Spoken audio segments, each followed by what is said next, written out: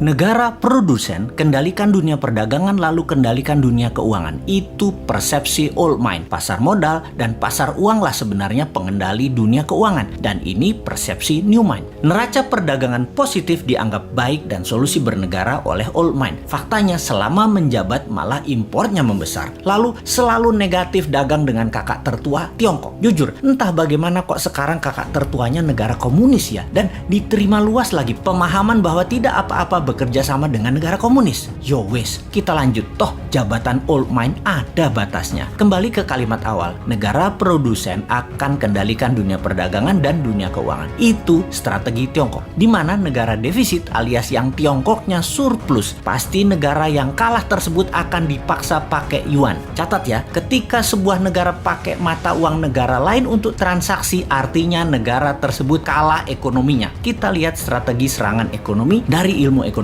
Money 1.0 adalah uang hanya sebagai alat bayar pelancar transaksi. Kemudian uang menjadi alat modal yang disebut money 2.0.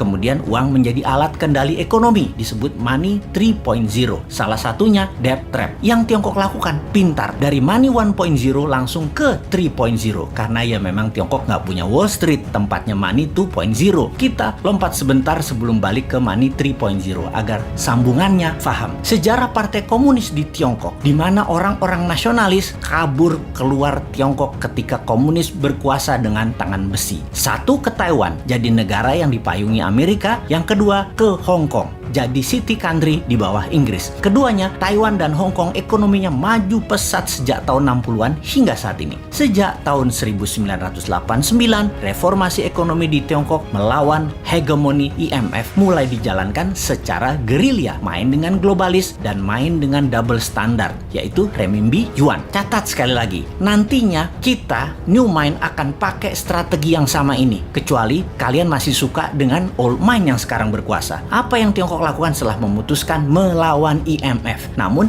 di permukaan pura-pura taat pada Amerika? Ini terjadi di zaman Deng Xiaoping awal mulanya. Mereka jadi negara produsen buruh murah. Maklun mengerjakan sebagai tukang jahit apa saja yang disuruh globalis. Lalu perlahan menggeser dari maklun tukang jahit menjadi negara produsen. Maklun ini adalah strategi agar terjadi pembiasaan. Ketika awal menjadi negara produsen, Tiongkok mengizinkan pemalsuan atau kopi atau tiru merek-merek ternama dunia untuk beredar di dalam negerinya. Semakin mahir, maka mulai negara membiayai sektor hulu produsen, pabrik-pabrik dengan uang renminbi yang uang tersebut tidak boleh beredar di luar negeri, hanya boleh beredar di Tiongkok. Inilah awal tahun 90-an mereka lakukan ini semua secara masif, secara gila-gilaan. Apa saja dibangun, dan setelah menjadi pengendali produksi, mulai ekspansi di tahun 2013 dengan strategi BRI, yaitu Belt Road Initiative. Perlu banyak negara yang harus dikendalikan oleh Tiongkok. Perlu banyak negara yang penduduknya lapar dan pemimpinnya lemah agar mudah dikendalikan, agar membeli barang-barang Tiongkok dan menggunakan mata uang Tiongkok. Awalnya dengan memberi pinjaman, namun bukan uang tetapi barang, seperti jalanan dibangunin, pokoknya jadi barang. Jembatan dibangun jadi barang, pelabuhan, bandara, jaringan kereta api yang semuanya punya kesamaan, yaitu pelancar jalur angkutan barang guna menciptakan ketergantungan terhadap produk Tiongkok dan kelancaran distribusi barang. Kemudian kendali atas pasar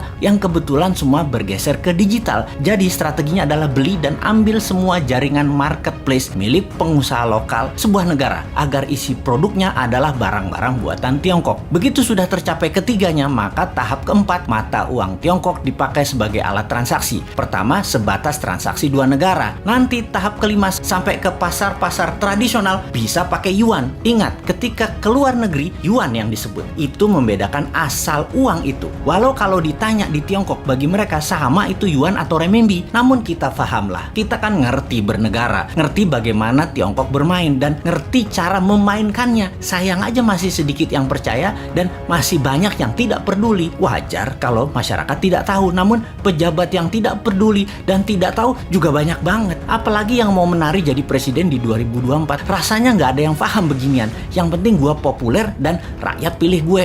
Lihat aja daftar 10 orang yang katanya calon presiden di lembaga survei. Kita review satu persatu. Paham nggak bernegara ala Tiongkok dan Amerika? Rasanya Kagak ya, New Mind beda. Kita paham dan strateginya bukan ikuti keduanya, namun punya strategi sendiri untuk main 3 kaki awalnya dan menyalip di tikungan di tahun 2030 menjadi 3 besar dunia dan di 2045 menjadi negara superpower. Kalau hanya naik 7% setahun dan faktanya 5% pertumbuhan ekonominya, mimpi jadikan Indonesia negara superpower. Buktinya sekarang aja pakai yuan dagangnya, harusnya pakai rupiah. Bos, itu artinya kalian old mind geblek bernegaranya.